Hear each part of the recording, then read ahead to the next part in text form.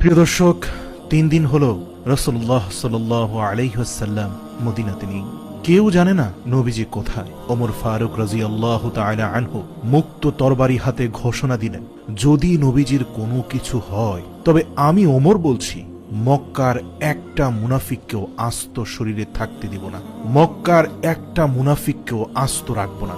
এদিকে আবু বকর রাদিয়াল্লাহু তাআলা আনহু বললেন, থামো ভাই ওমর, আমার সাথে চলো, নবীজির তালাশ করি। আবু বকরের কথা শোনা মাত্রই ওমর আবু বকরকে অনুসরণ করলেন। দুইজনে মদিনা থেকে মক্কার উদ্দেশ্যে রওনা হলেন। মরুভূমি পেরিয়ে পাহাড়ের এলাকাতে আসলেন, হাঁটতে থাকলেন। দিন গড়িয়ে দুপুর, দুপুর গড়িয়ে বিকেল। তপ্ত মরুভূমির বুকে দুজন হাঁটছেন আর প্রিয় নবী রাসূল সাল্লাল্লাহু আলাইহি ওয়াসাল্লামকে খুঁজছেন।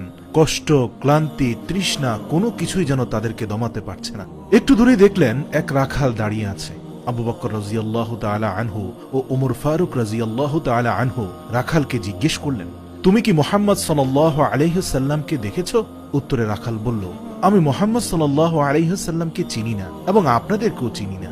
তবে ওই পাহাড়ের উপরে একজন লোক কয়েকদিন থেকে অনবরত ইয়া উম্মতি বলে কাঁদছে। আবু বকর রাদিয়াল্লাহু তাআলা আনহু ও ওমর রাদিয়াল্লাহু তাআলা আনহু বুঝতে বাকি ছিল না, ওই লোক আর কেউ না, দয়ার নবীজি হযরত মুহাম্মদ সাল্লাল্লাহু আলাইহি ওয়াসাল্লাম উম্মতের মায়ায় অনবরত অশ্রু ঝরাচ্ছেন। আবু বকর রাদিয়াল্লাহু ও ওমর রাদিয়াল্লাহু তাআলা আনহু সেই রাখালকে জিজ্ঞেস করলো, তুমি আমাদের সেখানে নিয়ে চলো। রাখাল ছেলেটি বলল, দয়া করে আপনারা তাড়াতাড়ি আসুন, কারণ ওনার সাথে সাথে আমার সব উট বেড়াগুলো কাঁদছে, আর আমার 1000 ভেড়ার পাল ও 100 উটের পাল গত কয়েকদিন ধরে খাবার দাবার বন্ধ করে দিয়েছে, আর এই লোকটির সাথে অনবরত কেঁদেই যাচ্ছে। আপনারা ওনাকে দয়া করে নিয়ে যান, না হলে আমার সব উট ভেড়াগুলো কাঁদতে কাঁদতে মরে যাবে। আবু বকর রাদিয়াল্লাহু ও ওমর রাদিয়াল্লাহু তাআলা আনহু পাহাড়ে গিয়ে দেখলেন দয়ার নবীজি সিজদারত অবস্থায় ইয়া উম্মতি বলে কাঁদছেন। নবীজির কষ্টে আবু বকর রাদিয়াল্লাহু তাআলা আনহু দৌড়ে গিয়ে রাসূল সাল্লাল্লাহু আলাইহি ওয়াসাল্লামের নিকটে গিয়ে বললেন, ইয়া রাসূলুল্লাহ, আমি আবু বকর। আপনি বলেছিলেন পৃথিবীর সকল মানুষের নেক আমল এক পাল্লায় রাখলে আর আবু বকরের নেক আমল এক পাল্লায় রাখলে আবু বকরের নেকির পাল্লা ভারী হবে।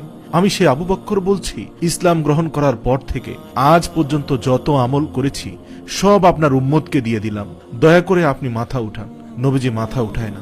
এবার ওমর ফারুক রাদিয়াল্লাহু তাআলা আনহু বললেন, ইয়া রাসূলুল্লাহ, আমি ওমর অতি নগণ্য মানুষ যে আপনার মাথা নিতে গিয়ে নিজের মাথায় দিয়ে দিয়েছি। আমি ওয়াদা করছি আপনার উম্মতের জন্য আমার সব নেক আমল দিয়ে দিলাম, দয়া করে আপনি মাথা উঠান। নবীজি মাথা উঠায় না।